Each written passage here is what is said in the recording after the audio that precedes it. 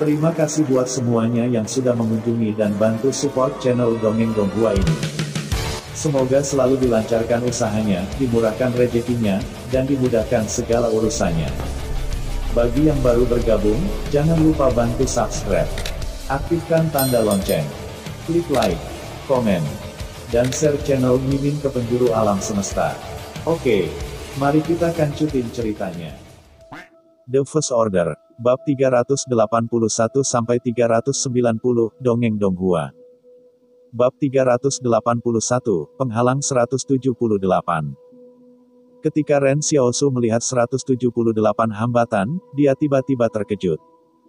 Penghalang ini berbeda dari semua penghalang yang dilihatnya.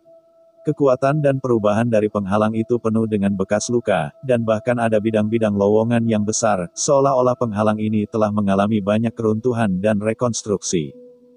Berulang kali nasib datang dan pergi, tapi selalu berdiri di sini. Meskipun penghalang masa lalu memiliki jejak bertahun-tahun, dinding penghalang belum terpukul keras, sehingga mereka terlihat sangat rapi. Dinding dari penghalang 178 berbeda, Ren Xiaosu pemandangan pertama dan tiba-tiba merasa bahwa dinding itu seperti kehidupan yang sulit. Dia juga tiba-tiba mengerti mengapa beberapa orang ingin mengendalikan penghalang di benteng. Ini adalah penghalang tingkat benteng yang dibangun untuk perang, dan lebih fokus pada pertahanan daripada penghalang sebelumnya. Zhou Yinglong dengan bangga berkata, kita semua memanggil sini 178 benteng, tidak sama dengan penghalang angin lemah di luar. Ren Xiaosu berdiri di bawah tembok benteng 178. Di tembok tinggi, para prajurit bersenjatakan siaga, hanya karena mereka datang bersama Zhang Jinglin, para prajurit di dinding tidak menunjukkan peringatan mereka. Menurut Su Xianchu, sangat sulit bagi siapapun yang tidak tahu asal-usulnya untuk mendekati penghalang ini. Jika ia tidak memiliki surat rekomendasi dari Xiaosu, tidak mungkin masuk. Ren Xiaosu tiba-tiba bertanya, saya telah menulis surat kepada beberapa orang sebelumnya, apakah mereka datang ke benteng? Su Xianchu menenangkan, tidak. Sepertinya mereka juga mengalami kecelakaan. Ren Xiaosu menghela nafas. Pada titik ini, Ren Xiaosu menarik peluru dari dinding. Mengapa ada peluru di dinding? Pembangunan benteng 178 tentu saja untuk membela musuh, tetapi dalam kesan Ren Xiaosu, semua orang mengatakan bahwa benteng 178 adalah untuk membela melawan binatang itu. Semua orang mengatakan bahwa ada lebih sedikit binatang di pedalaman karena manusia telah mengusir binatang itu keluar dari penghalang. Dan 178 benteng berdiri di barat laut untuk mencegah sejumlah besar binatang teroris menyerang. Tapi bagaimana peluru di tembok ini bisa dijelaskan? Ini jelas apa yang digunakan musuh asing untuk menabrak tembok dengan senjata api. Hanya manusia yang bisa menggunakan senjata api. Su Xianchu tersenyum dan berkata, Anda akan mengerti nanti, di era senjata panas, musuh sejati umat manusia hanyalah manusia. Kalimat ini agak familiar bagi Xiaosu, dan seorang pustakawan bernama An Yu sebelum mengucapkan kata-kata yang sama. Namun, makna An Yu sebelum sains tidak terkendali, akan memungkinkan manusia untuk menciptakan kekuatan yang tidak dapat mereka kuasai. Arti dari Su Xianchu lebih mudah, musuh dari benteng 178 adalah manusia. Gerbang tebal benteng 178 perlahan-lahan terangkat, dan suara gemuruh itu seperti naga yang meraung di penghalang. Kelompok itu masuk dan menemukan bahwa penampilan benteng itu bobrok, tetapi sangat rapi dan bersih. Awalnya, Xiaosu berpikir bahwa sekelompok Hans Barat Laut harus tinggal di tempat yang kotor. Hasilnya tidak demikian. Memasuki jalan panjang tempat gerbang itu berada, Anda bisa melihat bel tembaga besar tergantung di atas menara di titik awal. Su Xianchu diperkenalkan kepada Ren Xiaosu, jam ini tidak sama dengan penghalang kita sebelumnya. Jam dari 178 betenteng hanya akan berdering ketika polisi memperingatkan. Ketika bir berdering, tentara semua Orange harus siap bertarung. Kapan bel terakhir berbunyi? Ren Xiaosu penasaran. 16 tahun yang lalu, kata Su Xianchu dengan emosi, saya menyesal tidak melihat pemandangan itu. Banyak orang di pedalaman bahkan tidak tahu bahwa ada perang di sini. Benteng ini seperti tembok, menghalangi bahaya dan kegelapan. Di luar tembok, ada banyak orang di jalan, semua orang mengenakan pakaian kasar, lampu neon jarang terlihat di pintu masuk toko, hampir tidak ada kendaraan pribadi di jalan, terkadang militer melintasi negara lewat. Wang Shengyin dengan penasaran berkata, "Kamu terlihat cantik di sini." Su Xianchu berkata, "Ada kekuatan yang tidak mencukupi, dan pembangkit listrik baru sedang dibangun di pinggiran. Namun, ada bakat yang tidak mampu di benteng 178 dan konstruksinya sangat lambat. Selama perang, sumber daya tampaknya tidak mencukupi," kata Wang Shengyin. "Barat laut cukup cocok untuk menanam kapas. Cahaya cukup. Udara dan udara tanah dari pegunungan yang tertutup salju juga cukup. Mengapa Anda memiliki lebih banyak kapas?" Su Xianchu berkata kepadanya dan berkata, "Kamu harus makan cukup sebelum bisa." Ren Xiaosu melihat pemandangan di benteng 178. "Sejujurnya, itu agak buruk, tapi aku tidak tahu kenapa, dia merasa jauh lebih nyaman di sini daripada di penghalang lain." Ketika para pejalan kaki di jalan melihat tim Zhang Jinglin lewat, mereka tidak sengaja mengikat ikatan itu, sebaliknya, mereka saling menyapa seperti teman lama. Dan kemudian mereka melanjutkan bisnis mereka sendiri. Su Xianchu memandang Ren Xiaosu, "Xiaosu, apa produksi energi obat hitam? Anda mengalami radang dingin di musim dingin ini. Benteng ini adalah kabar baik." Sebelumnya, Xiaosu menjadi dokter di kota pasar. Su Xianchu juga mendengarkan. Zhang Jinglin juga mengetahui hal ini. Ren Xiaosu menggelengkan kepalanya, "Aku tidak bisa memproduksi massal."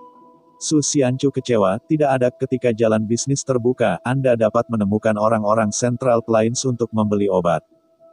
178 benteng ini kekurangan lebih dari sekedar obat-obatan, pakaian, makanan, del.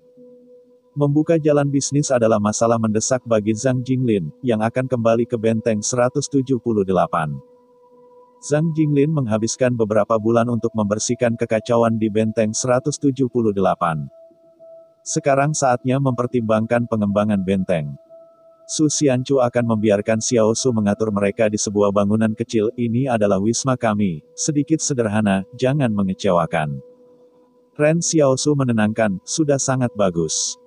Wang Shengzi dan Wang Shengyin mungkin tidak tinggal di rumah yang rusak seperti itu, tetapi mereka telah tinggal di gubuk kecil, dan tentu saja tidak akan peduli dengan hal ini. Pada saat ini, Su Xianchu sedikit malu. "Xiaosu, lukamu tidak baik, aku pergi ke kantor militer untuk melamar beberapa obat, tetapi sekarang obat di benteng terlalu ketat, belum tentu bisa diterapkan." Ren Xiaosu berkata sambil tersenyum, "Tidak ada, saya juga membawa obat hitam." "Itu bagus, maka bagus," kata Su Xianchu sambil tersenyum, "lalu ada lebih dari obat hitammu itu." Su Xianchu agak malu untuk mengatakan bahwa ia memiliki seorang prajurit yang terluka sebelum pelatihan. Lukanya tidak dapat disembuhkan sekarang, bahkan jika dia masih ingin mencari seseorang untuk menanyakan sesuatu, yang merupakan masalah. Namun, Ren Xiaosu menaruh botol porselen kecil ke tangan Su Xianchu, sama-sama. Ketika Su Xianchu adalah yang paling miskin, dia rela menyerahkan dirinya hanya sebagian dari yang tersisa. Xiaosu tidak akan pelit pada Su Xianchu. Bab 382, bermain atau tidak bermain. 178 benteng ada untuk perang, jadi sejak awal kelahirannya, ditakdirkan bahwa penghalang lain tidak sama. Tidak banyak toko di jalan, dan tidak ada pejalan kaki yang sangat cantik. Beberapa gadis memakai rok panjang di awal musim semi, tetapi rok panjang juga terbuat dari kain kasar. Warna pakaian di seluruh penghalang adalah monoton, bukan biru tua, atau khaki, atau hijau gelap. Pada saat ini, teknologi pewarnaan tekstil dari benteng 178 masih tetap pada pewarnaan dan lapisan paling dasar, dan pakaian yang dikenakan untuk waktu yang lama akan memudar. Seperti yang dikatakan Wang Shengyin, Northwest adalah salah satu tempat paling cocok untuk penanaman kapas, tetapi teknologinya kurang di sini. Semua kekuatan sedang mengembangkan industri militer. Dan upaya dilakukan untuk membuat semua orang makan. Bagaimana saya bisa belajar apa yang bersiul? Setelah Su Xianchu pergi, Ren Xiaosu dan Wang Shengzi dan yang lainnya berjalan keluar dari gedung kecil dan dengan hati-hati melihat ke benteng legendaris. Pejalan kaki di jalan melihat mereka menatap mereka, karena orang-orang ini, selain Ren Xiaosu, tampaknya agak tidak pada tempatnya. Wang Shengyin juga mengenakan rok panjang pada saat ini, tetapi rok panjang biru tampaknya tidak diproduksi di benteng ini. Wang Shengyin mengatakan bahwa biru ini disebut Tiffany Blue, yang populer di Central Plains. Ini adalah warna penyanyi wanita. Ren Xiaosu mengatakan bahwa benteng 178 mungkin tidak akan memiliki penyanyi bintang semacam itu. Dia melihat bahwa para wanita di benteng 178 membawa beban yang sama dengan laki-laki. Ren Xiaosu tiba-tiba bertanya pada Wang Shengzi, bagaimana menurutmu Tuan Zhang akan berurusan dengan Zhong? Wang Shengzi mendongak dan tersenyum kepadanya, apakah Anda ingin 178 benteng membantu Anda membalas dendam? Ya, Ren Xiaosu mengakui, tetapi jika ini bukan keputusan benteng sendiri, saya tidak akan menarik orang lain untuk tidak beruntung dengan saya. Saya bisa melakukan banyak hal sendiri. Pada saat ini, Xiaosu berpikir, jika benteng 178 tidak mau mengirim pasukan ke Zhong untuk membersihkan hambatan di jalan bisnis ini, maka dia menyelinap ke Zhong. Apa yang bisa dilakukan Li tidak bisa dilakukan. Wang Shengzi tersenyum dan berkata, lihatlah pejalan kaki di jalan ini. Ren Xiaosu tertegun. Semua orang benar-benar membawa makanan mereka sendiri dengan sebuah tiang dan membawanya. Tanya Wang Shengzi. Mari kita keluar dan menjual. Kata Ren Xiaosu. Orang-orang panen berada di luar benteng. Ini adalah penduduk biasa. Makanan apa yang mereka jual? Wang Shengzi berkata sambil tersenyum, mereka memusatkan semua makanan yang mereka simpan di tangan mereka ke benteng. Apa ini? Ren Xiaosu hidup. Dia tidak memahami urusan militer. Dia telah menemukan keterampilan seorang komandan militer senior sebelumnya, tetapi dia tidak memiliki peta keterampilan untuk dipelajari. Ini adalah benteng 178 yang siap bertarung. Semua makanan dikumpulkan di tangan para pembela HAM dan pengerahan pasukan masa perang. Wang Shengzi menjelaskan sambil tersenyum. Jika Anda bertekad untuk membalas Zhong, maka yakinlah, jika Zhang tidak berpikir oke, itu tidak akan membiarkan saya datang ke barat laut. Dia sudah membuat keputusan sendiri. 178 benteng ingin menyadari cadangan mineral yang sangat besar, membiarkan kehidupan penduduk di benteng menjadi lebih baik, dan mendapatkan persenjataan yang lebih baik. Maka Anda harus melewati jalan bisnis ini.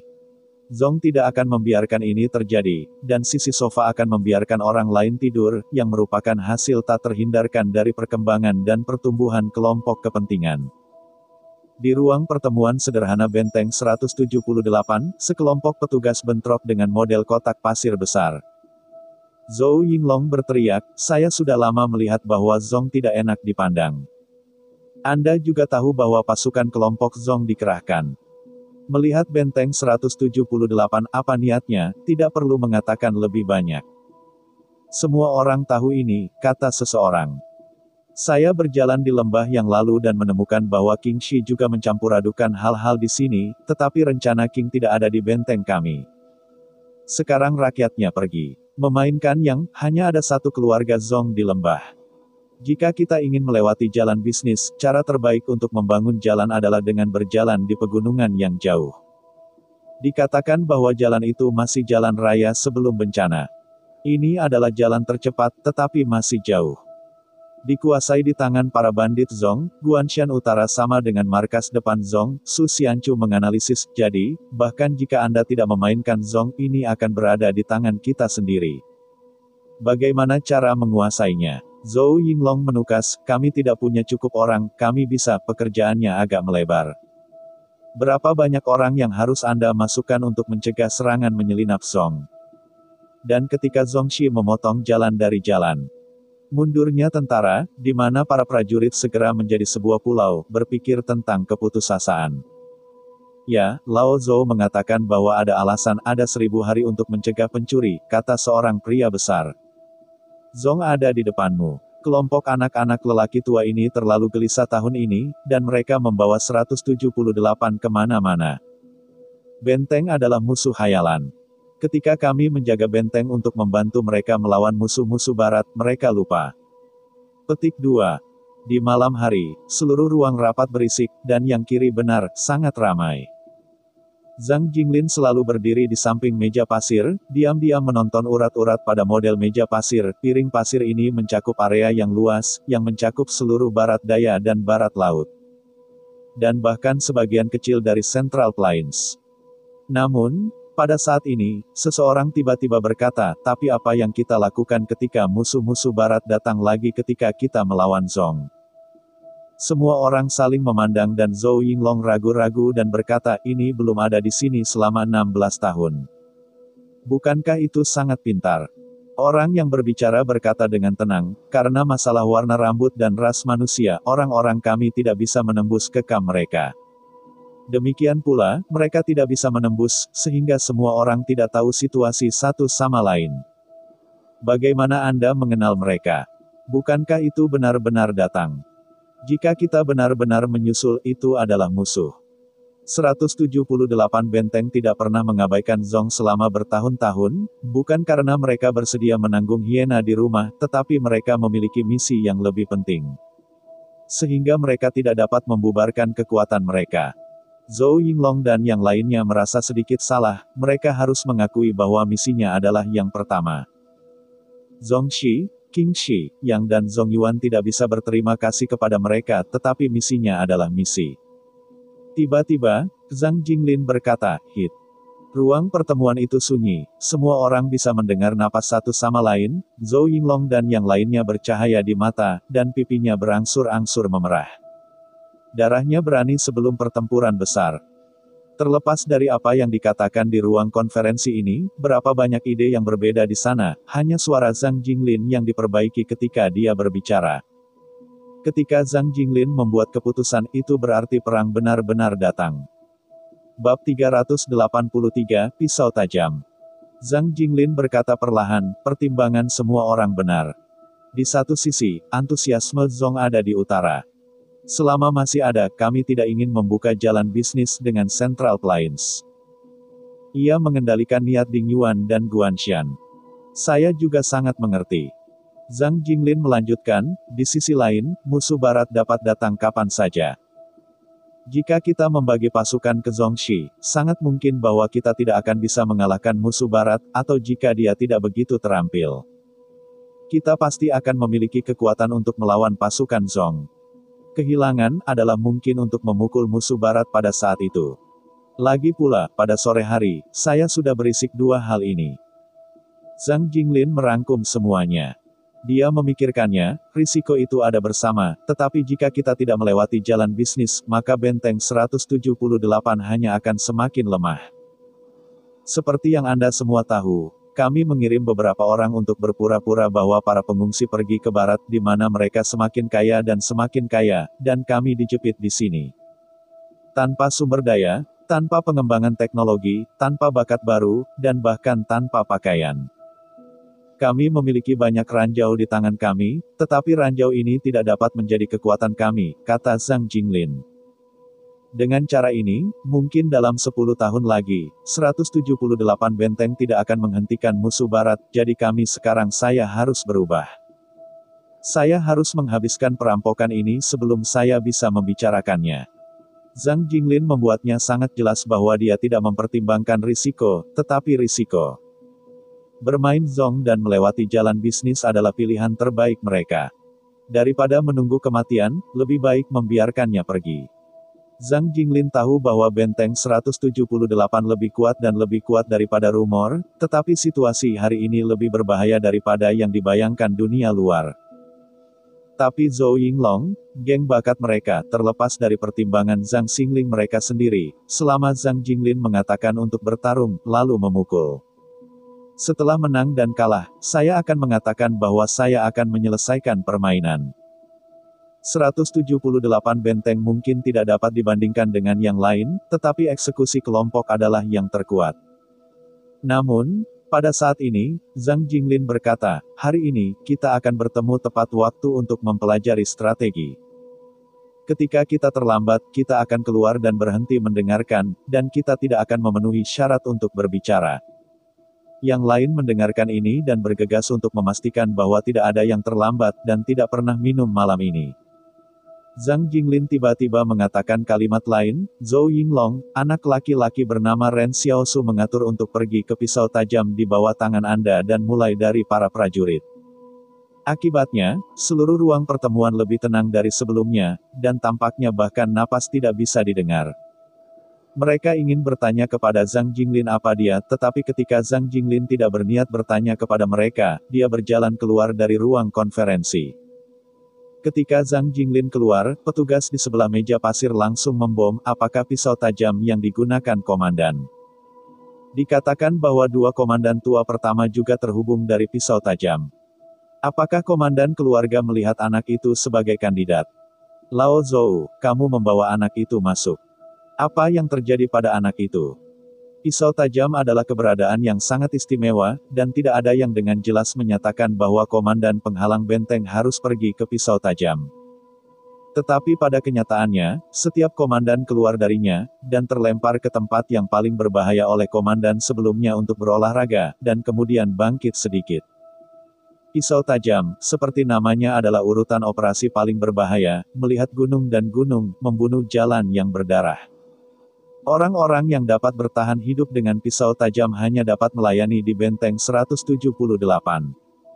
Bukan berarti pisau yang tajam bahkan lebih kuat, tetapi pisau yang tajam adalah hal yang paling berbahaya untuk dilakukan.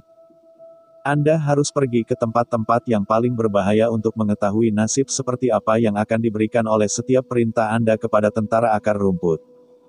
Perlahan-lahan, setelah beberapa komandan, pisau tajam ini menjadi keberadaan yang lebih istimewa. Meskipun tidak ada yang mengatakan apa-apa, semua orang tahu bahwa orang yang tiba-tiba dimasukkan ke dalam pisau tajam adalah orang yang dihargai oleh komandan. Selama orang ini dapat bertahan hidup dan melayani masyarakat, pada dasarnya ia adalah komandan berikutnya. 16 tahun yang lalu, Zhang Jinglin juga menabrak seorang pria dengan pisau tajam, tetapi pria itu tewas dalam perang. Ini millet kecil, semua orang tidak tahu. Zhou Yinglong dipandang oleh semua orang seperti obor, dan tiba-tiba dia sedikit terdesak, ketika Anda melihat saya telah bersamanya selama beberapa hari. Bocah itu juga seorang pengungsi. Ia juga tinggal di lembah. Ia terlihat lembut dan lemah. Lemah, ada luka di tubuh, tetapi tidak jelas bagaimana itu terluka. Tapi sepertinya tidak mudah untuk bertarung, bagaimana cara mencampur pisau yang tajam. Petik 2. Seseorang menjawab, komandan tidak bisa bermain di tahun yang sama. Ini bukan masalah besar, cukup. Seseorang senang, komandan itu adalah seorang prajurit medis pada waktu itu. Bahkan senjata tidak mau dibuka. Bisakah Anda melakukan hal yang sama? Bisakah Anda memberitahu saya berapa banyak orang yang menyelamatkan komandan? Pada saat ini, Su Xianchu tidak senang, bagaimana menurutmu saudaraku, bagaimana mungkin saudaraku menjadi lemah? Kami bersama di pegunungan, dan berkat dia kami memiliki masa lalu yang menyeramkan. Zhou Yinglong berkata dengan canggung, di sebelah kanan itu adalah adik Xiao Su atau Su tua, Anda bertanya kepadanya tentang situasi spesifik. Su Xianchu, anakmu tidak asli, tahu bahwa situasinya tidak memberitahu kami. Han Lehe besar tersenyum dan berkata, cepat dan bicarakan apa yang terjadi. Pada awalnya, dia adalah seorang migran di kota luar 113. Beberapa orang di penghalang ingin pergi ke gunung, dan pergi ke kota untuk menemukan panduan. Akibatnya, orang-orang di kota mengatakan bahwa mereka ingin pergi ke gunung, dan mereka tidak bisa mengambil jalan. Su Xianchu mengenang, itu tim mulai mencari dia. Akibatnya, dia bodoh dan tidak ingin pergi. Kemudian, tampaknya ada kesepakatan, dia pergi. Benar, dia adalah murid Komandan Zhang. Pada saat itu, Komandan Zhang adalah kota sekolah, dan kemudian menjebaknya. Sebagai guru pengganti, saya hanya ingin dia mengambil alih sekolah. Semua orang saling memandang, pada waktu itu, mereka mengambil alih sekolah, sebagai hasilnya, sekarang aku akan membiarkan Ren Xiaosu mengambil alih benteng. Meskipun semua orang tidak akan melanggar makna Zhang Jinglin, tetapi anak ini bernama Ren Xiaosu ingin mengambil alih 178 benteng, dia harus melihat bahwa dia tidak cukup. Jika dia ingin melayani masyarakat, bahkan Zhang Jinglin tidak akan memaksakan pengaturan. Ini adalah benteng 178. Rutinitas. Memberi Anda sekelompok binatang buas, Anda harus menerimanya, itulah kebenarannya. Semua orang berpikir bahwa pengaturan Zhang Jinglin sangat mendadak karena Ren Xiaosu adalah orang luar dan semua orang tidak mengerti.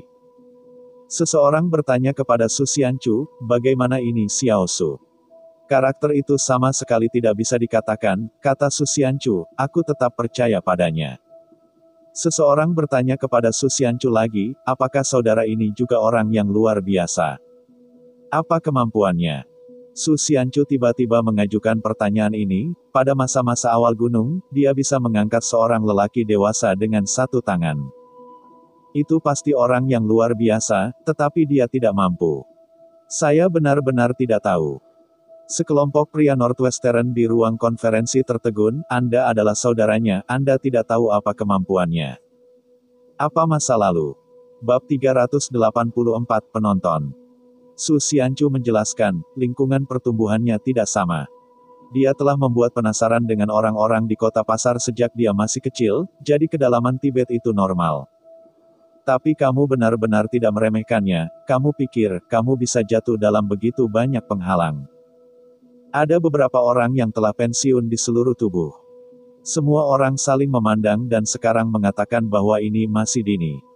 Ini adalah emas sejati yang tidak takut api, dan itu akan mulai bertarung dalam arah horizontal dan vertikal. Pisau tajam harus menjadi urutan tempur teratas. Pada saat itu, millet kecil ini benar-benar binatang buas atau beruang, dan saya akan tahu sekilas. Tentang seorang lelaki muda bernama Ren Xiaosu yang akan dimasukkan ke dalam sebuah perusahaan pisau yang tajam, tinggal di pasukan benteng 178 semalam. Membuat semua orang ingin tahu tentang seperti apa Xiaosu itu. Orang yang bisa menjadikan Zhang Jinglin kandidat untuk komandan berikutnya terlalu penting bagi kelompok 178 benteng.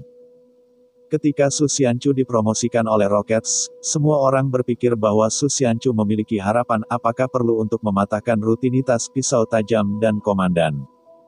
Hasilnya tidak pada pandangan pertama, Su Xianchu tampaknya bukan orang yang dipilih oleh Komandan Zhang. Praktek masih menjadi norma.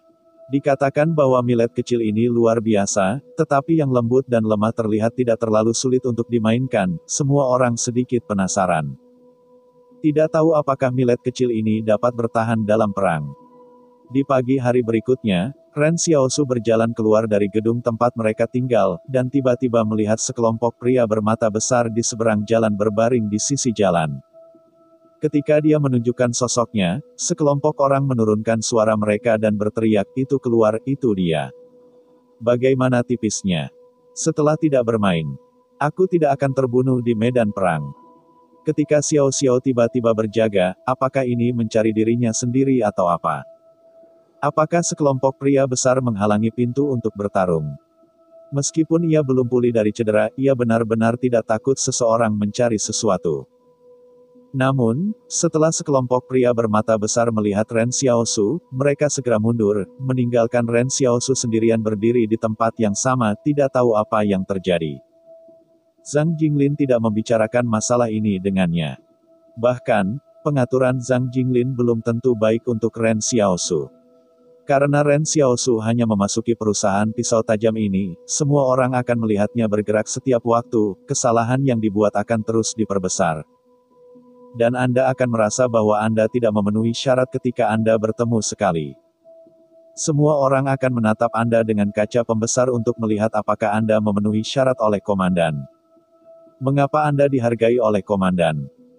Tapi Zhang Jinglin, tidak peduli berapa banyak, dia hanya memberitahu Ren Xiaosu bahwa jika Ren Xiao ingin membalas dendam dirinya sendiri dan membunuh Zhong, dia akan memasuki benteng 178. Ren Xiaosu setuju, Ren Xiaosu tentu saja setuju.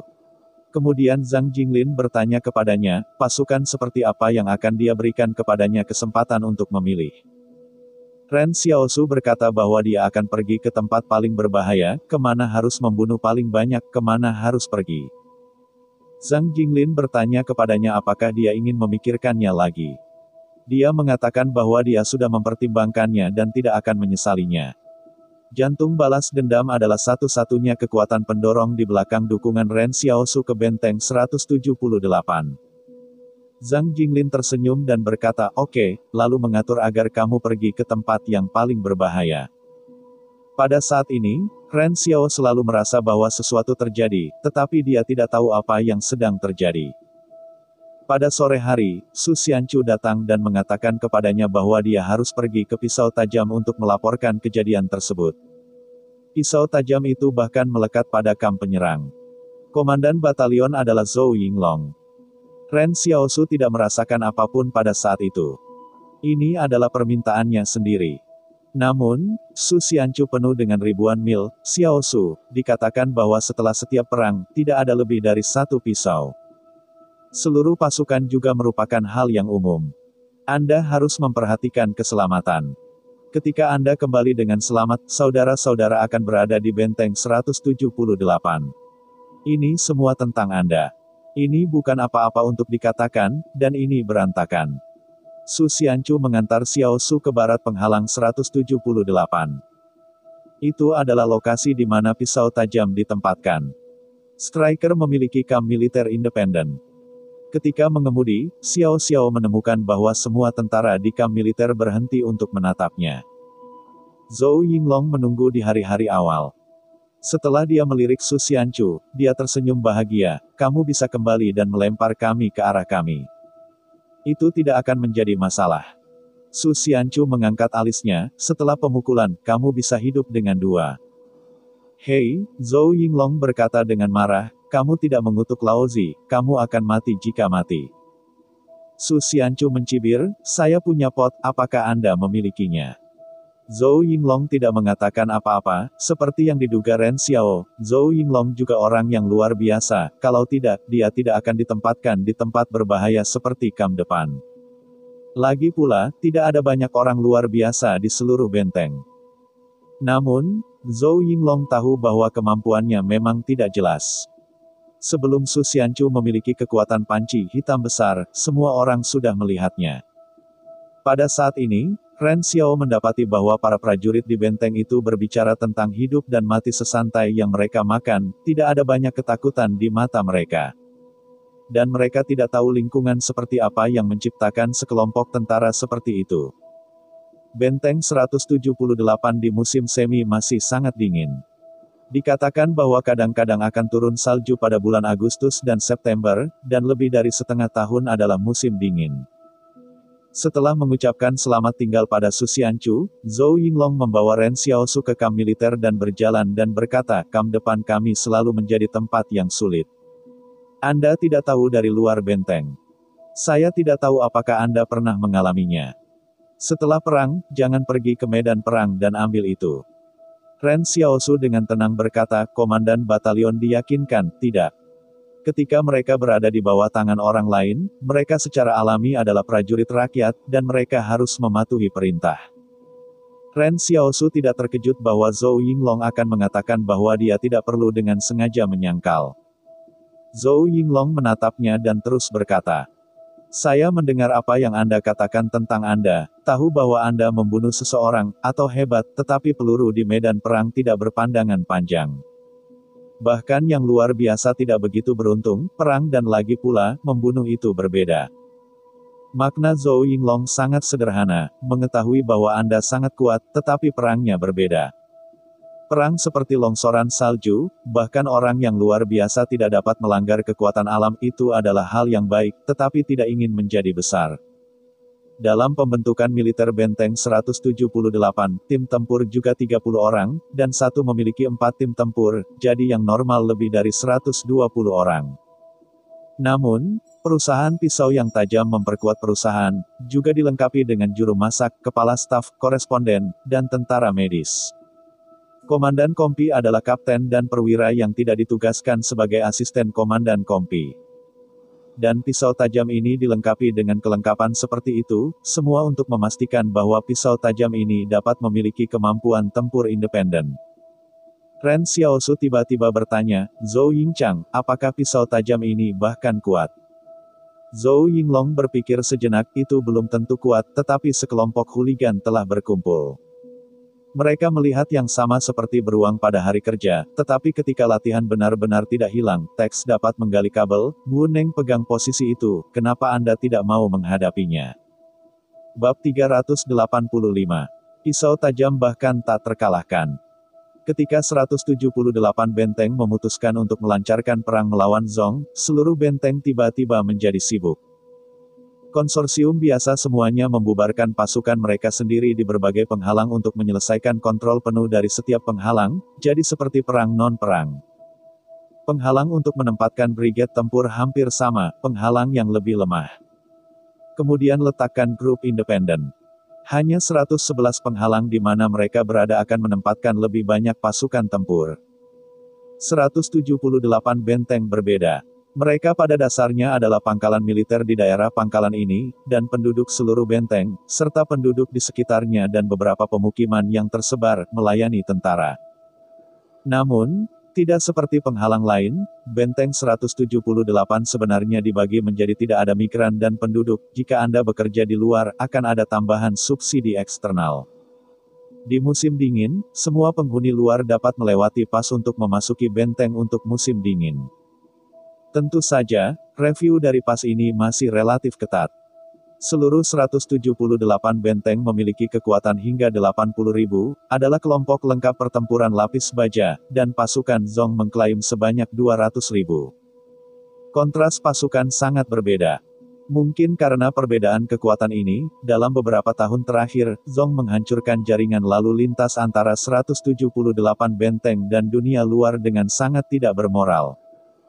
Namun, Ren Xiaosu menemukan bahwa kelompok penghalang 178 tampaknya tidak peduli tentang perbedaan kekuatan ini.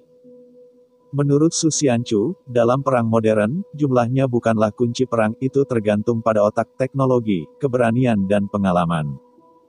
Meskipun ada banyak tentara di Zongxi, mereka adalah rekrutan baru dalam tentara rekrut baru, banyak dari mereka adalah migran.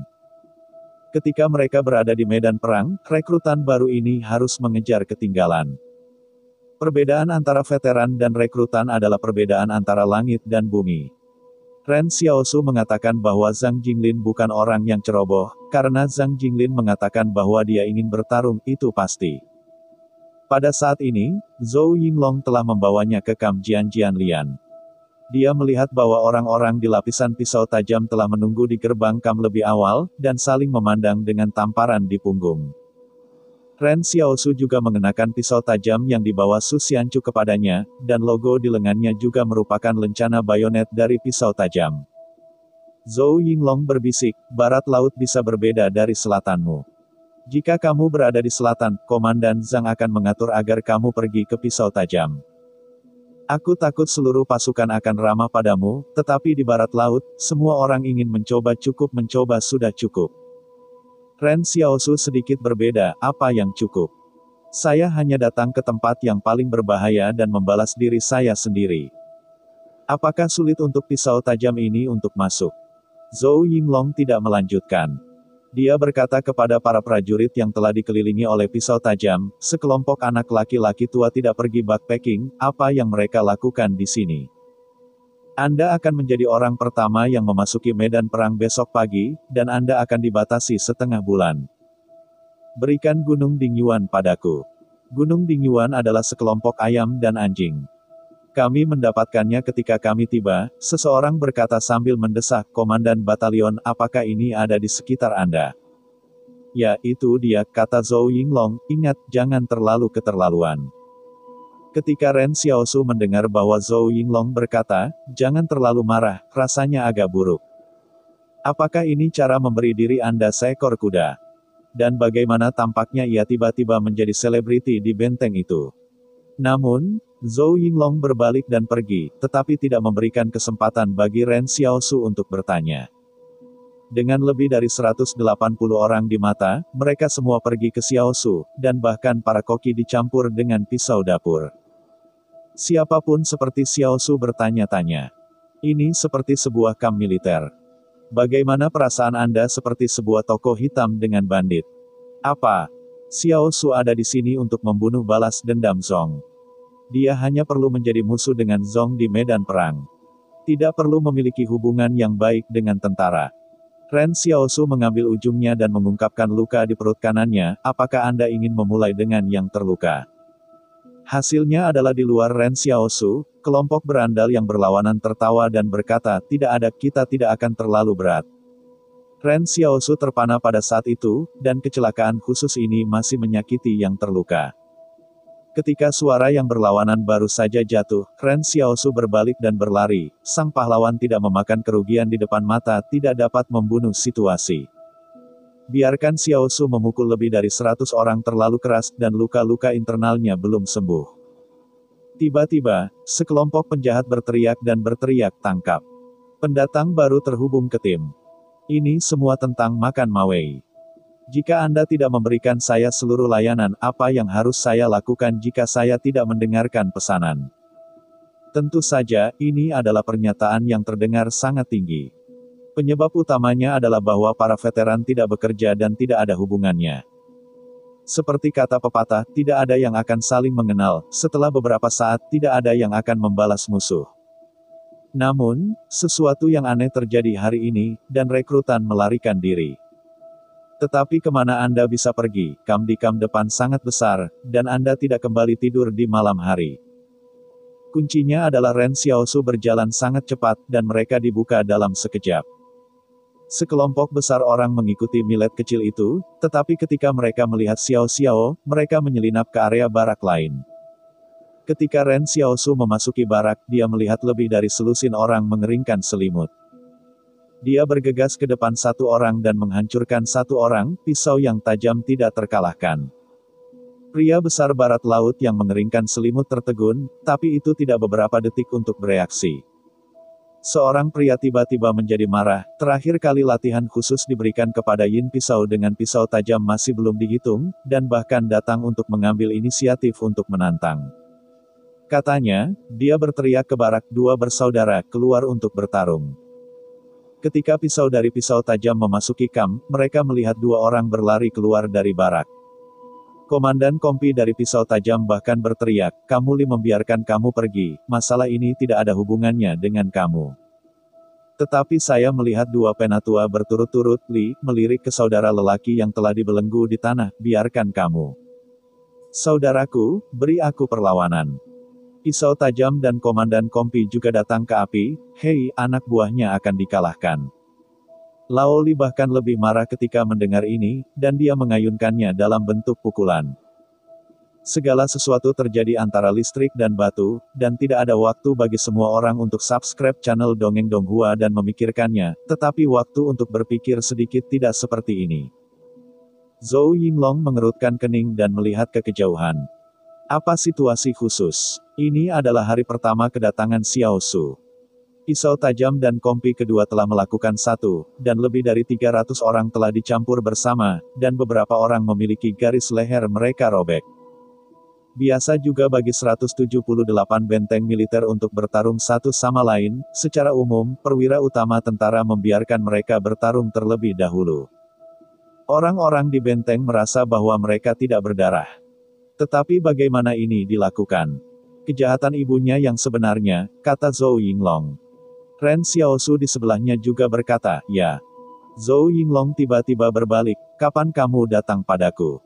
Ren Xiaosu berkata, hanya sebentar. Bab 386, terbang melintasi pegunungan.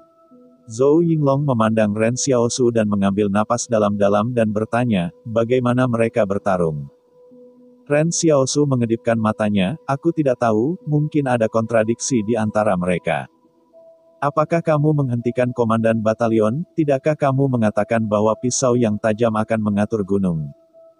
Zhou Yinglong tertegun selama 2 detik dan mengabaikan millet kecil. Sebagai gantinya, dia berlari ke tempat kejadian grup, jangan menyebutnya, pisau mengembalikan saya ke barak, dan menyelesaikan perakitan dalam waktu 10 menit.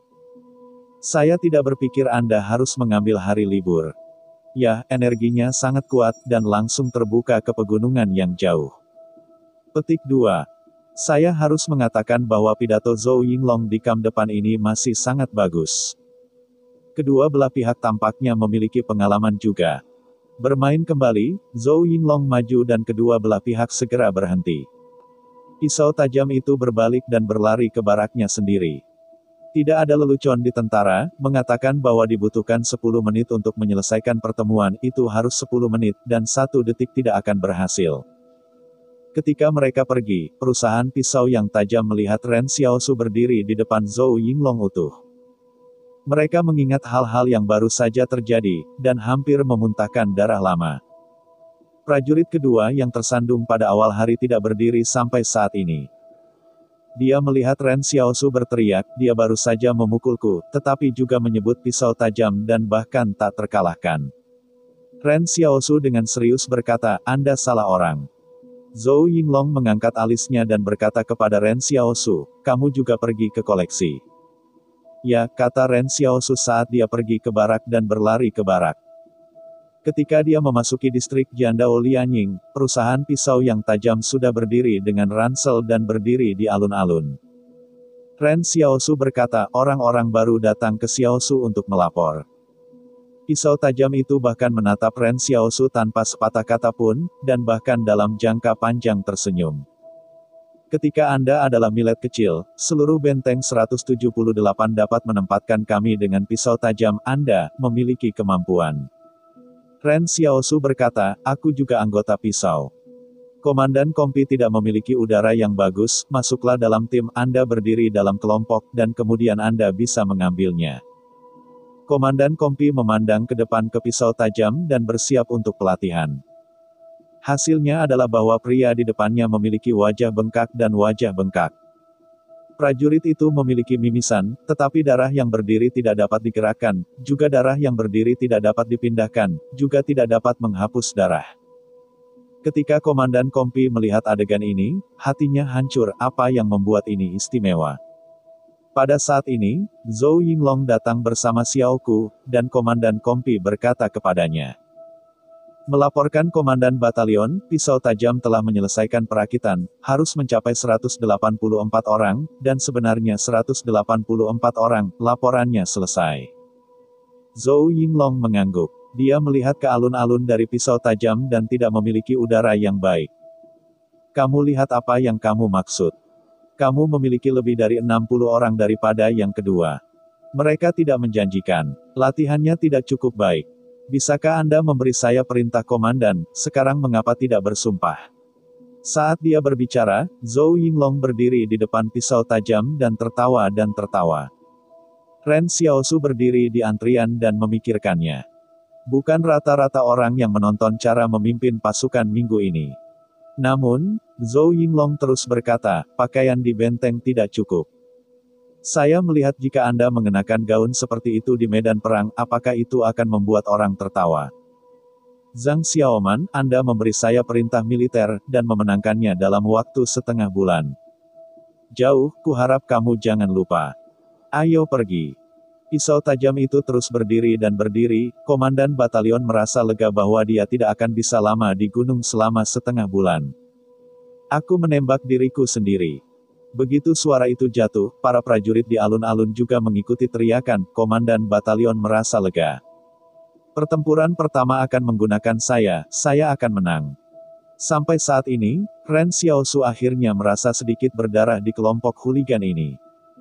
Bahkan yang terluka harus bertarung, itu terlalu tidak peduli. Zhou Yinglong pergi lagi, dan ekspresi Zhang Xiaoman tiba-tiba santai. Dia memandang Ren Xiaosu, kamu anak-anak, dan wajah pisau tajam ini hilang. Ren Xiaosu berbisik, transfer barang. Jiao Xiaochen, teriak Zhang Xiaoman seorang pemimpin pasukan, jawai kecil ini milik timmu, beri aku optimisme tentang dia, dan beri aku kematian langsung tanpa mendengarkan perintah. Jiao Xiaochen berbisik, kamu bisa melihat seberapa cepat dia berlari, dan dia pikir dia tidak akan bisa mengejar ketinggalan. Omong kosong, keberangkatan, kata Zhang Xiaoman, dia menoleh dan menatap Ren Xiaosu, aku siap menderita keras ketika aku memasukkan pisau tajam. Aku tidak tahu hari apa kamu dulu hidup. Mungkin ikan besar belum tidur. Liar, tetapi ketika Anda masuk ke pisau tajam, Anda akan mengerti bahwa masa lalu yang indah telah berakhir. Petik 2. Ren Xiaosu tidak membantah, tetapi dia menggunakan mulutnya untuk mengatakan siapa yang akan menjadi. Kam depan adalah pelopor dari seluruh benteng 178. Mereka berada di garis depan, tidak hanya untuk menyerang kota, tetapi juga untuk menyetujui keakuratan informasi peta pemetaan, dan mengirim informasi di depan ke belakang untuk pertama kalinya. Membimbing batalion teknik untuk menjembatani trotoar dan membangun basis muka. Hanya jembatan dan pangkalan ke depan yang akan diperbaiki, dan unit lapis baja dan artileri akan tiba di Zong seperti yang direncanakan.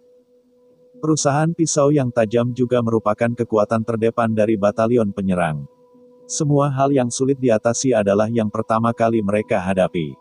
Alasan mengapa komandan kandidat telah berlatih di bawah pisau yang tajam bukan tanpa alasan. Saya belum pernah ke perusahaan yang paling sulit.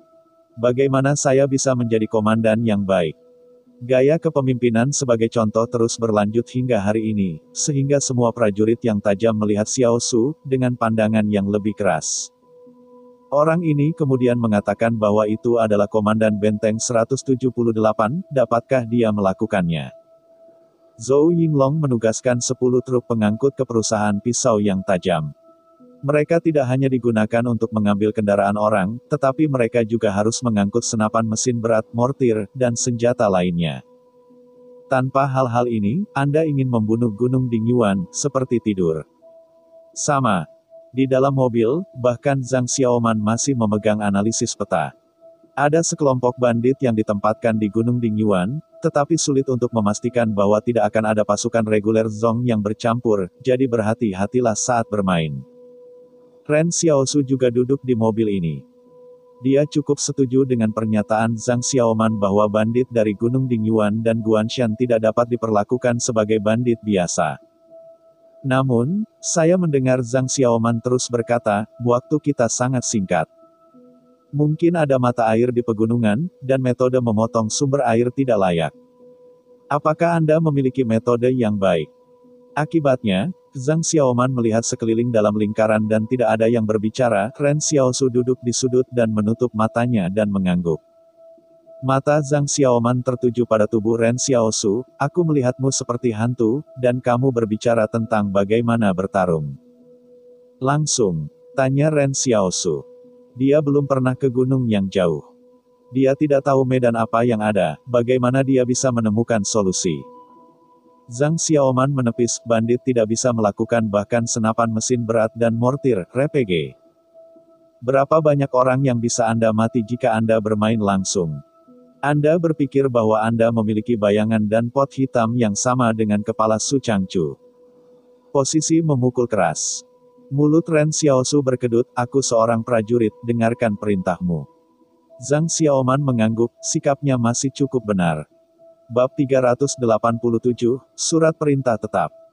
Di dalam mobil, Ren Xiaosu mendengarkan pisau tajam dan bahkan sekelompok bajingan yang membahas bagaimana menembus garis pertahanan Gunung Dingyuan. Dan tidak hanya untuk memecahkan masalah Gunung Dingyuan, tetapi juga mempertimbangkan bala bantuan di Guanshan. Kita harus tahu bahwa alasan mengapa gunung ini sulit dilawan justru karena bantuan para bandit Zongxi di garis gunung. Pada hari kerja terlihat seperti dua kelompok bandit yang tidak terkait, tetapi ketika datang ke perang, kedua kelompok bandit jelas memiliki kekuatan yang sama. Oleh karena itu, untuk menentukan gunung yang jauh, perlu untuk menghadapi ancaman pasukan militer di Guanshan.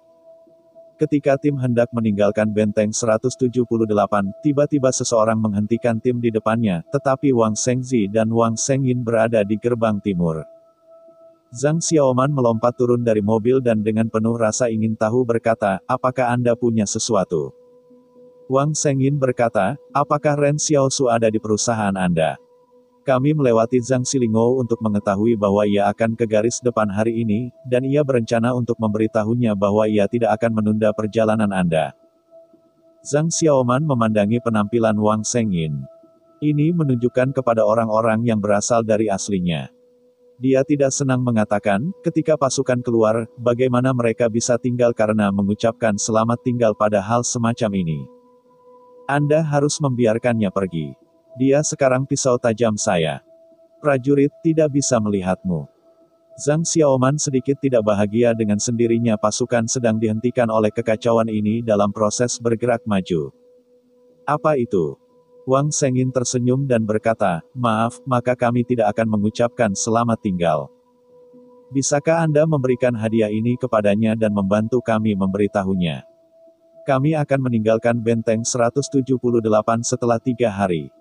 Setelah kembali ke Central Plains, kami akan membantunya menemukan nama itu. Teman Li. Aku sudah melakukannya, Zhang Xiaoman melambai dengan tidak sabar, aku akan menyerahkannya kepadanya. Saat dia berkata, dia melompat kembali ke truk, dan dengan cepat melewati gerbang benteng. Lonceng perunggu di ujung jalan panjang masih berdiri di tengah-tengah benteng. Sekelompok tentara menyaksikan Wang Shengyin yang pudar berkata, aku asam. Pada saat ini, Wang Shengyin masih melambaikan tangan bersama tim, dan Wang Shengzi tertawa dan tidak mengatakan apa-apa. Zhang Xiaoman menyerahkan kotak hadiah kepada Ren Xiaosu, seharusnya tidak ada yang namanya anak dalam perang, hanya hidup dan mati, mengerti? Ren Xiaosu tidak menjawab. Dia mengambil kotak itu dan membukanya dan menemukan bahwa itu adalah kotak kue kacang. Dia meremas sepotong mulutnya dan barang-barang lainnya dikembalikan ke Zhang Xiaoman, semua orang memilikinya.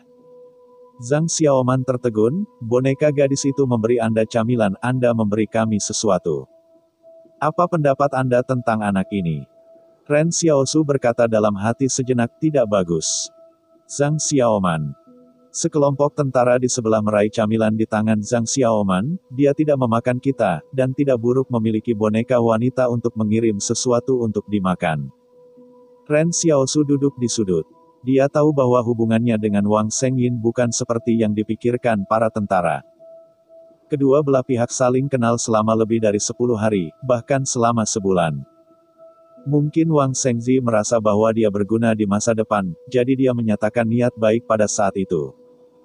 Tetapi bagaimanapun juga, dia tidak akan mempercayai kelompok teman-teman ini yang hanya saling kenal selama 10 hari. Adapun Wang Shengzi, apa yang terjadi setelah dia menemukan altar Li, dia tidak peduli. Menilai dari kekuatan altar Li dan pemisahan orang-orang, bahkan jika Wang Sheng tahu motif tersembunyi, Li Shentan pasti akan bisa mundur. Ketika dia makan kue kacang, dia memikirkan Yang Xiaoyu, dan dia tidak tahu di mana gadis caper sekarang. Saya takut semua orang berpikir bahwa dia sudah mati. Bahkan pada saat itu, Xiao Su tidak berpikir bahwa ia dapat memiliki alasan untuk bertahan hidup. Sebelum balas dendam berakhir, Ren Xiao Su tidak punya niat untuk berhubungan dengan orang lain. Itu adalah penumpang yang lewat dalam hidup. Tiba-tiba, Ren Xiao Su berkata, Komandan Kompi, mari kita mainkan Guanshan secara langsung. Kamu gila, kata Zhang Xiaoman dengan kue kacang di mulutnya, perintah militer yang aku buat adalah mengatur gunung, dan Guanshan lebih sulit dikalahkan daripada gunung. Ren Xiaosu berkata dengan tenang, aku tidak bermaksud mendirikan gunung yang jauh. Untuk mencegah Guanshan datang untuk mendukung orang, maka kita akan melawan Guanshan, dan orang-orang dari Gunung Dingyuan akan datang untuk mendukungnya. Zhang Xiaoman merenungkan kalimat ini, dia tiba-tiba menyadari bahwa Ren Xiaosu bermaksud untuk mengalahkan gunung itu dengan cara yang salah, dan kemudian menyergap dengan baik. Dan memastikan bahwa gunung-gunung yang jauh itu tertangkap basah. Proposal ini sangat dekat dengan selera semua prajurit. Bagaimanapun, bahkan dalam perang modern, perang pertahanan posisional masih sama dengan penggiling daging perang. 178 benteng harus membaca pengetahuan militer pada hari kerja, dan melihat sekelompok pria besar yang tidak suka belajar, tetapi menonton kasus perang pra-bencana yang dilestarikan semua menikmati. Salah satu kasus medan perang menggambarkan dengan sempurna apa yang dimaksud dengan pertempuran posisi modern, kekuatan penyerang telah mencapai 10 kali lipat dari para pembela.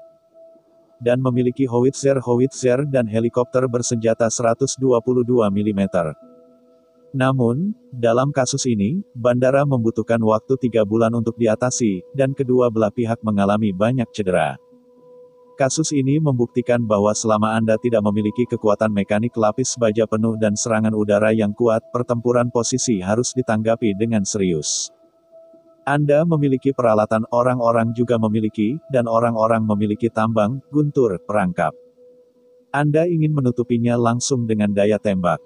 Di satu sisi, Anda harus membayar harga yang sangat besar. Di sisi lain, Anda menggunakan kehidupan manusia untuk menguji titik pengaturan daya tembak pihak lain. Pada awalnya, jika bukan karena rencana Xiao Xiaosu untuk memberikan pertahanan Qing ingin mengecilkan posisi 313 untuk waktu yang lama, dan waktu perang markas Qing sendiri adalah 1 bulan.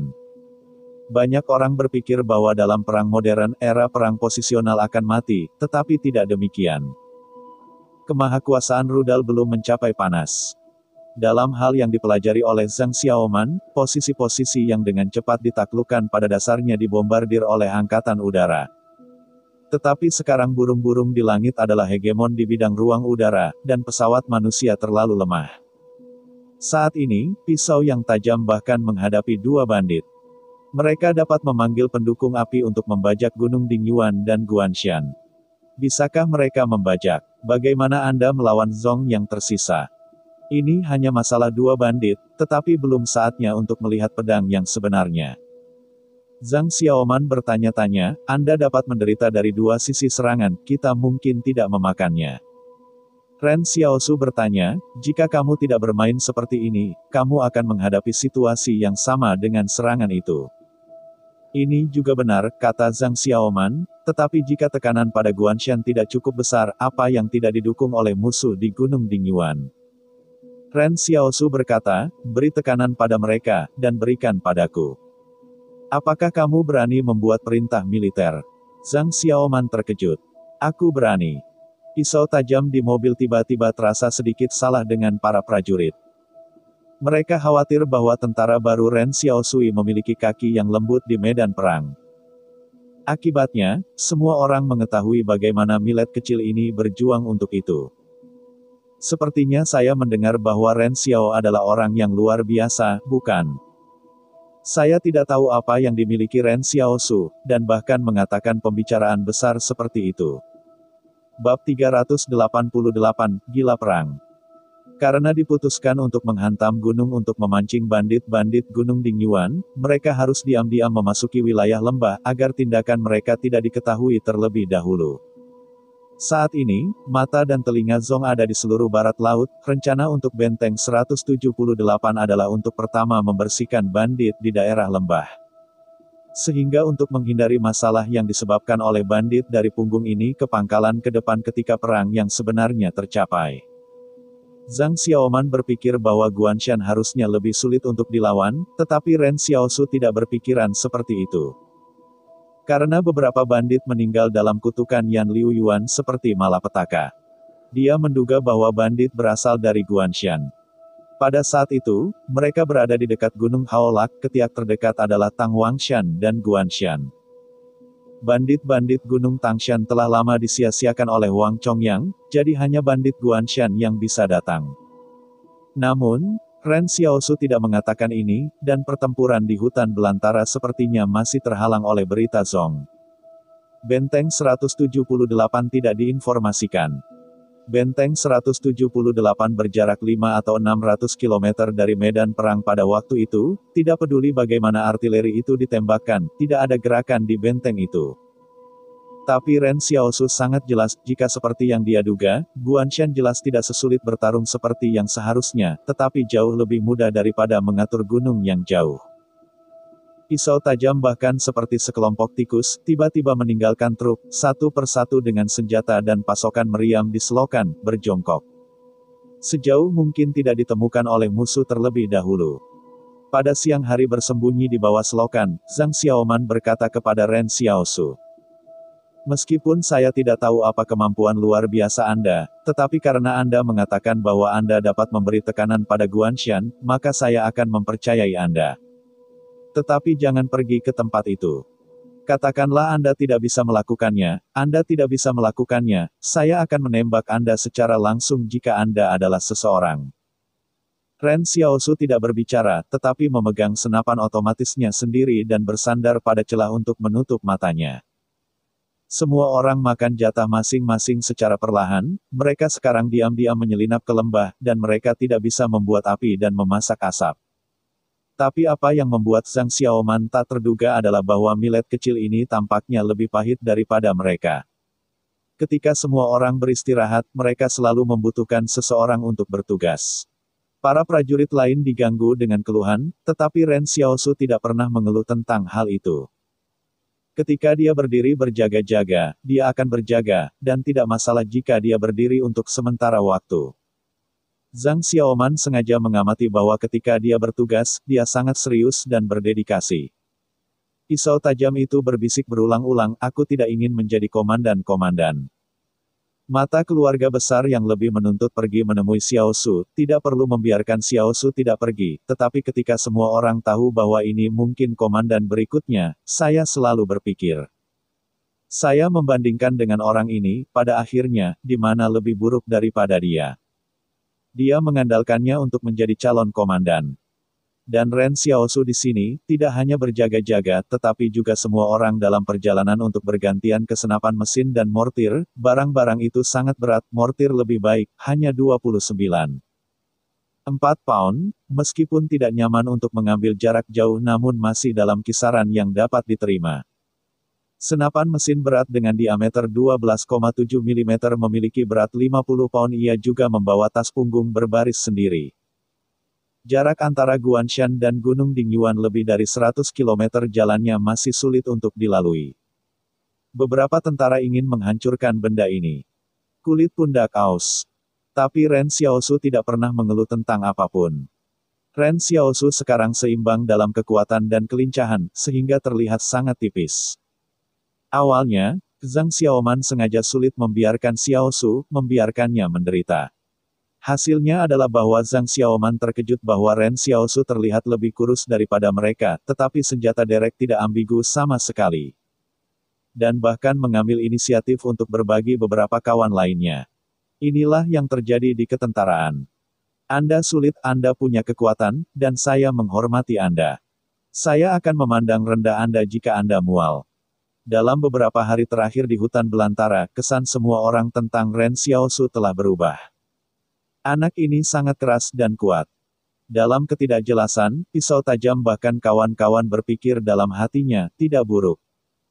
Tetapi ini tidak berarti bahwa setiap orang sepenuhnya mengenalinya, tidak cukup menjadi komandan berikutnya, tidak mungkin memiliki kekuatan fisik dan ketekunan. Pada saat ini, Zhang Xiaoman menghitung, Guanshan berjarak sekitar 30 km dari Gunung Dingyuan. Jika Guanshan mencari bantuan dari Gunung Dingyuan, maka Gunung Dingyuan akan dapat tiba dalam waktu sekitar setengah jam. Kita harus menggali penyergapan medan perang di depan jalan. Hanya dengan begitu, jika Anda tidak bisa melakukannya, Anda tidak bisa mengalahkan para bandit. Ren Xiaosu berkata, parit ini adalah parit alami. Itu juga benar, Zhang Xiaoman tiba-tiba bertanya, apakah Anda benar-benar memiliki kepercayaan diri untuk memberi tekanan pada Guanshan dan meminta mereka untuk meminta bantuan? Ren Xiaosu dengan tenang berkata, saya telah membuat perintah militer.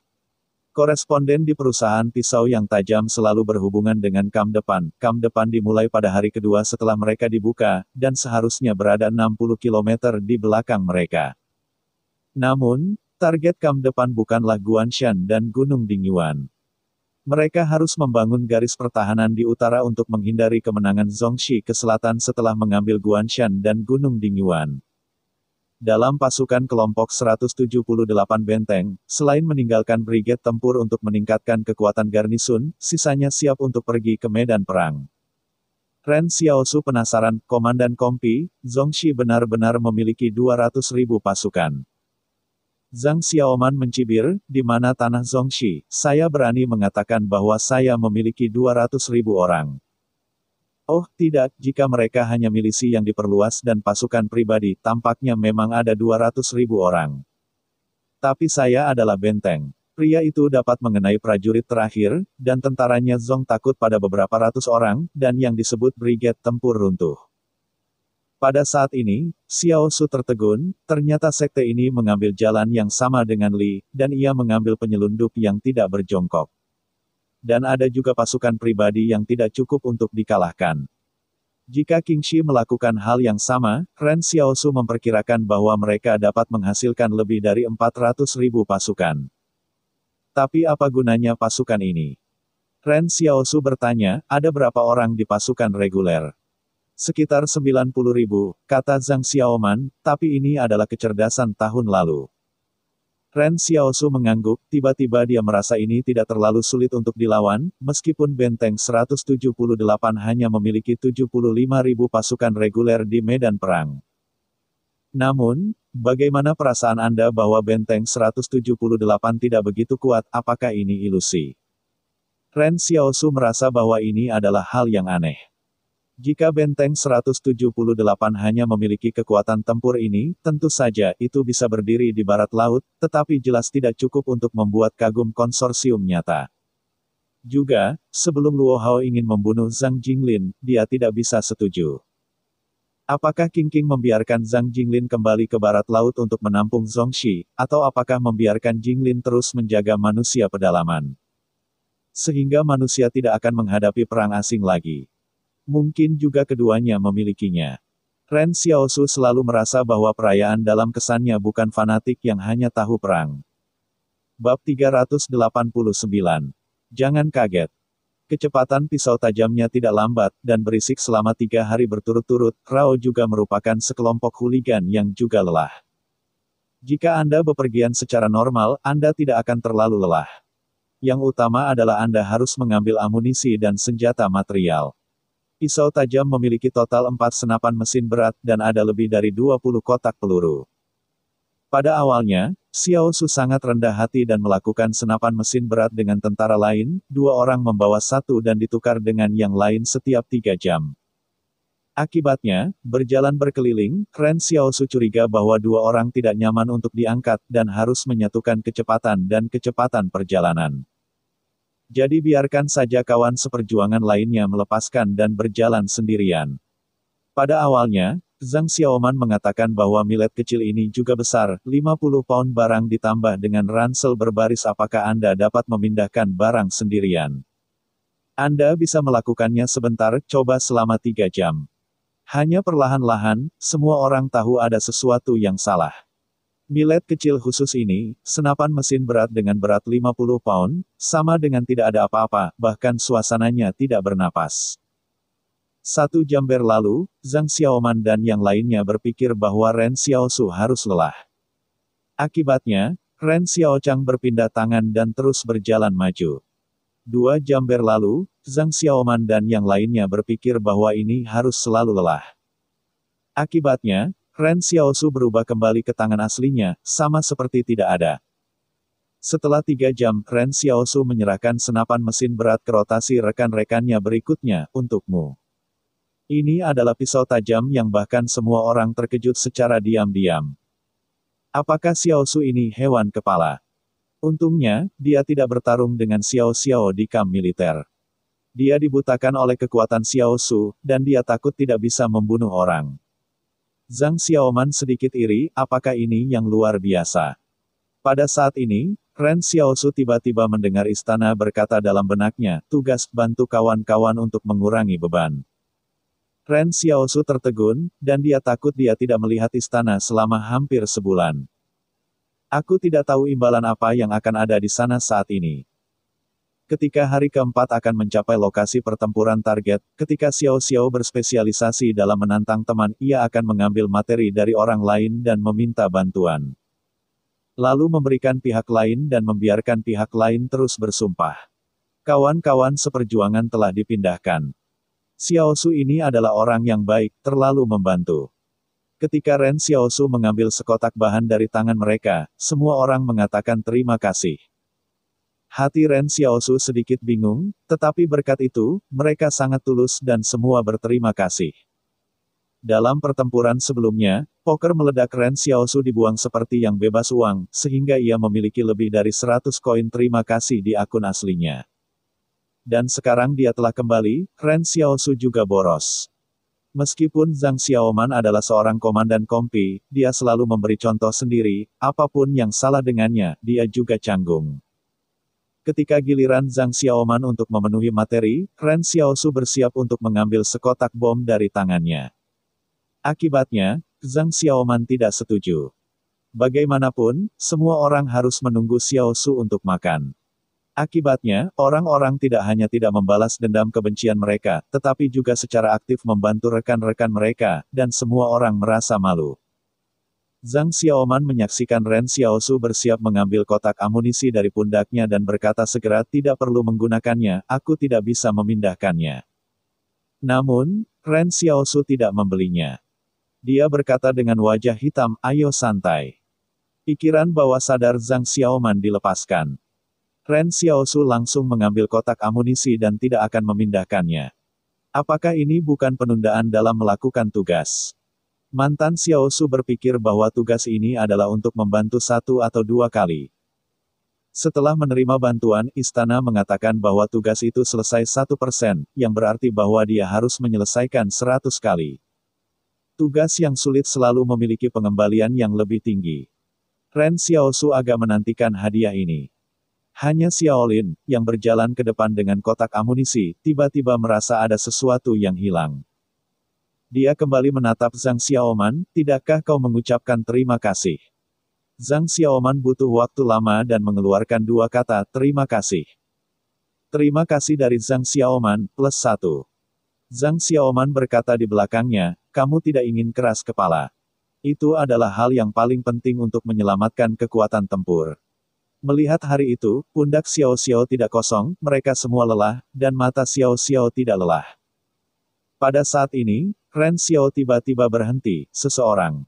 Hanya sesaat, semua prajurit dari pisau tajam semuanya tergeletak di jurang.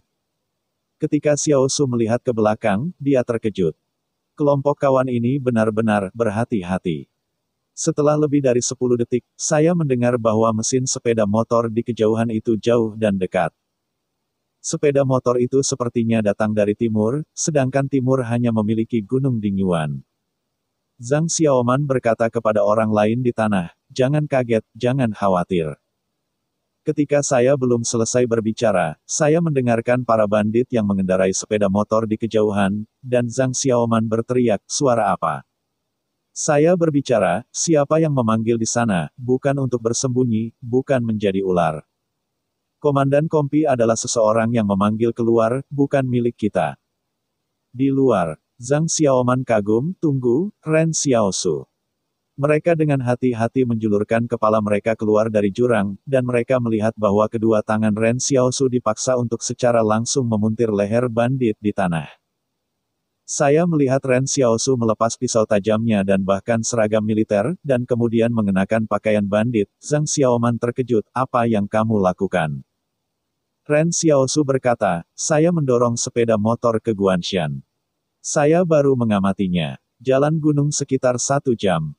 Setelah 1 jam Anda dapat mengambil mortir dan meriam di gunung tepat waktu. Anda tidak harus yakin, Anda bisa membuat momentum dan kekacauan. Maka Anda siap untuk mencegat para bandit dari Gunung Dingyuan, jangan khawatir tentang saya. Seni bela diri dari perusahaan pisau tajam saling berhadapan, Ren Xiaosu, apakah ini akan pergi sendiri ke Guanshan?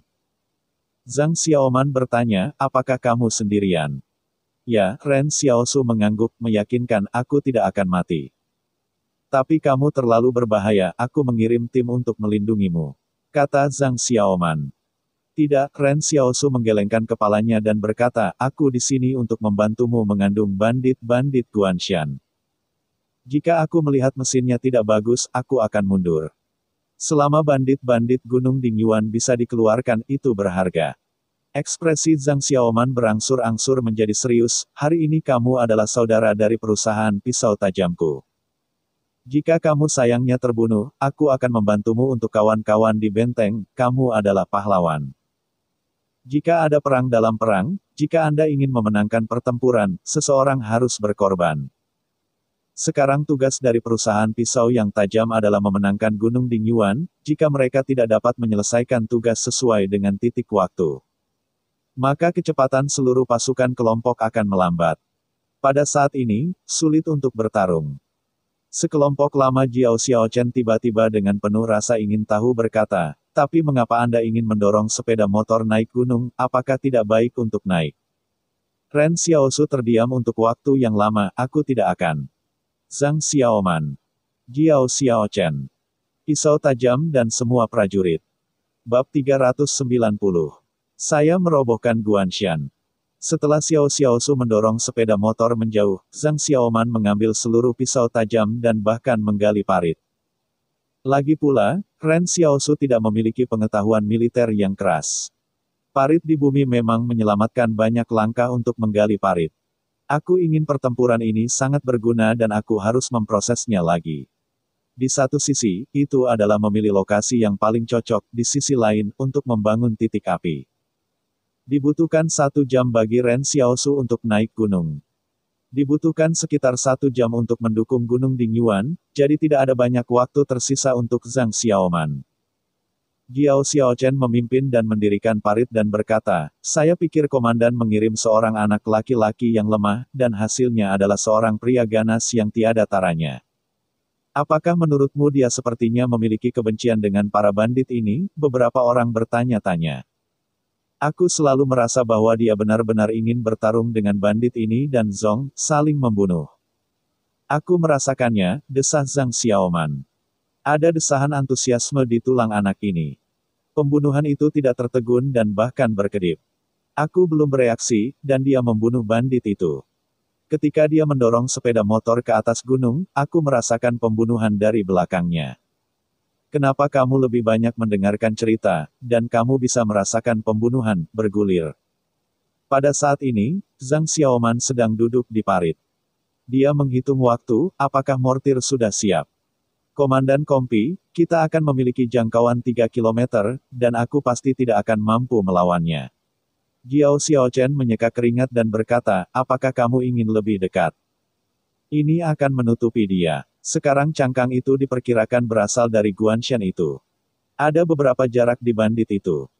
Tidak, Zhang Xiaoman menggelengkan kepalanya, kita sekarang adalah penghancuran bandit yang paling penting dari Gunung Dingyuan.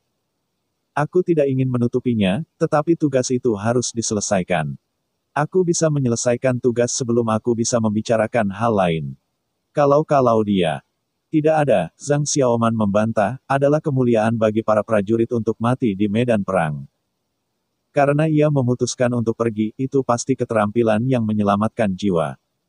Jangan meremehkan orang yang luar biasa. Anda lupa kemampuan orang tua itu. Seberapa jauh lebih ganas, mungkin dia lebih ganas daripada Lao Su. Yang luar biasa, sekarang menjadi variabel di medan perang, seperti pisau tajam, selama posisinya tepat, musuh dapat mati dengan segera.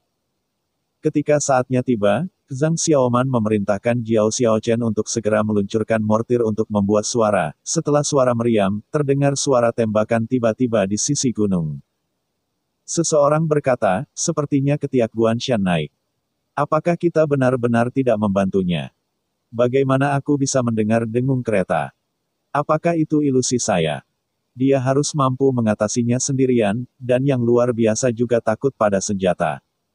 Apakah kamu ingin membunuh Guanshan terlebih dahulu? Zhang Xiaoman berkata dengan dingin, beri aku semua penjaga. Musuhmu saat ini adalah bandit dari Gunung Dingyuan, bukan Guanshan.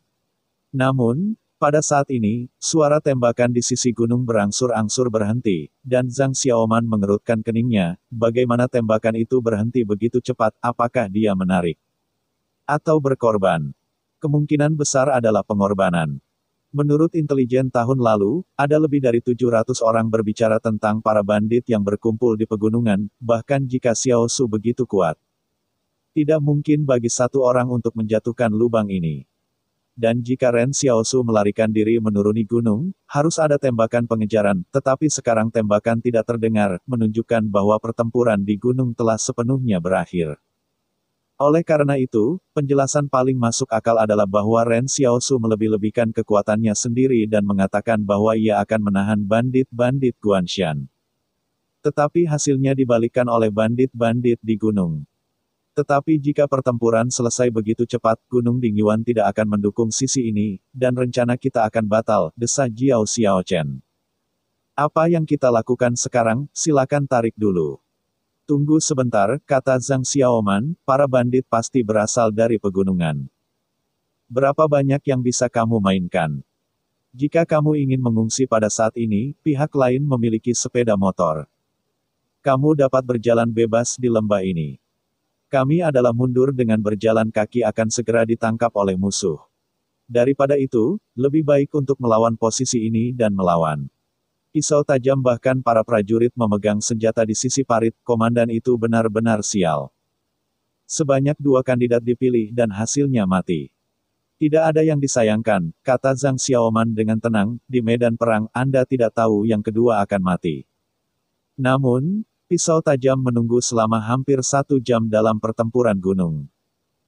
Dia tidak melihat bala bantuan bandit di Gunung Dingyuan, juga tidak melihat Guanshan bergegas turun untuk membunuh mereka. Agak aneh, Zhang Xiaoman bertanya-tanya, kami baru saja mengekspos mortir ketika kami menembakkan mortir. Bandit-bandit di Guanshan tidak bisa menahan dan memukul kami. Bandit-bandit Gunung Dingyuan tidak datang, jadi bagaimana kita bisa menutup gunung? Tidak turun. Hasilnya adalah bahwa pada saat ini, seseorang keluar dan tiba-tiba melihat seseorang di jalan gunung perlahan-lahan datang ke sisi ini, dalam dunia Loes. Sosok itu berdarah dan terlihat sangat menarik. Bukankah itu Xiao Xiaosu? Dia masih hidup, seru Jiao Xiaochen. Mereka menebak banyak kemungkinan, tetapi mereka tidak berpikir bahwa Ren Xiaosu bisa turun gunung hidup-hidup. Zhang Xiaoman, yang baru saja menenangkan wajahnya, mendengar nama Ren Xiaosu, dan tiba-tiba berbalik dari parit ke Xiao Suchong. Dia berbalik untuk sebuah milet kecil, di mana Anda terluka. Bagaimana Anda melarikan diri? Tentara medis. Tentara medis bergegas datang. Ren Xiaosu tiba-tiba berkata dalam hati, maaf, tidak menyelesaikan tugas. Ketika Zhang Xiaoman melihat bahwa dia tidak seperti apa-apa, dia tersenyum bahagia. Senang bisa hidup. Saya mengatakan bahwa Anda terlalu besar. Bisakah seseorang naik gunung untuk menyeret bandit Guanshan? Cepat bersamaku, tunggu pertemuan. Ketika bandit dari pegunungan anak-anak dikejar, Anda harus berjuang keras. Ren Xiaosu berkata, tidak, maksudku, membunuh itu terlalu cepat. Mereka tidak punya waktu untuk meminta bantuan dari Gunung Dingyuan. Mereka mati. Pisau yang tajam bahkan mengejutkan semua orang. Anda sangat menyesal atas ekspresi sedih, apakah pantas untuk mengucapkan kata-kata canggung seperti itu? Zhang Xiaoman berkata dengan takjub, kamu tidak bercanda. Ren Xiaosu berkata, bulan lalu, bandit Guanshan hampir keluar dari sarang dan terbunuh. Bandit di Guanshan sekarang hanya memiliki 100 orang, tidak sekuat yang Anda kira. Ternyata menjadi seperti ini. Zhang Xiaoman tertegun, tapi bagaimana kamu tahu tentang ini? Ren Xiaosu tidak berbicara, dan tiba-tiba ia kehilangan 6 yuan. Pada saat ini, Zhang Xiaoman masih merasa agak salah, bahkan jika hanya ada 100 orang yang spesial, Anda terlalu cepat untuk mengakhiri pertempuran. Dengan kata lain, Ren Xiaosu sendiri membunuh lebih dari 100 bandit di gunung. Apakah Anda yakin bandit di pegunungan sudah mati? Zhang Xiaoman membenarkan, tidak ada lelucon di tentara. Ren Xiaosu berkata, ada beberapa senapan mesin berat dan banyak amunisi di gunung. Saya pikir saya harus naik dan menurunkannya. Lagi pula, amunisi kami tidak terlalu bagus. Aku tidak menanyakan ini. Zhang Xiaoman sedikit terdiam. 1 jam kemudian, Zhang Xiaoman melihat tubuh tanah di bandit Guanshan, dan tiba-tiba berkata kepada koresponden. Cepat untuk menghubungkan saya dengan Zhou Yingchang, saya ingin melaporkan situasi ini. Koresponden membawa stasiun radio portabel. Zhang Xiaoman mengambil mikrofon dan mendengarkan sisi berlawanan dari pintu Zhou Yinglong. Dia berkata, mengapa kamu mencari saya saat ini? Saya tidak berpikir saya tidak bisa mengalahkan gunung, jadi saya ingin menyerah. Saya katakan Anda telah membuat perintah militer, Anda tidak bisa melawannya. Petik 2. Zhang Xiaoman berkata tanpa kata-kata, Komandan Batalion, kami telah membunuh Guanshan, dan saya akan pergi ke pegunungan yang jauh besok. Ya, cerita pun bersambung. Nantikan episode The First Order selanjutnya tetap di channel Dongeng Donghua ini. Terima kasih buat Anda yang sudah mengikuti alur dari channel Dongeng Donghua, dan yang sudah bantu subscribe, semoga selalu diberi kesehatan, dilancarkan usahanya, dan dimurahkan rezekinya. Bagi yang suka dengan alur cerita Donghua yang lainnya, silahkan cek di playlist, yang tentunya pasti tidak akan kalah seru ceritanya. Dan semuanya sudah Mimin rangkum di sana. Semoga bisa terhibur dan terima kasih.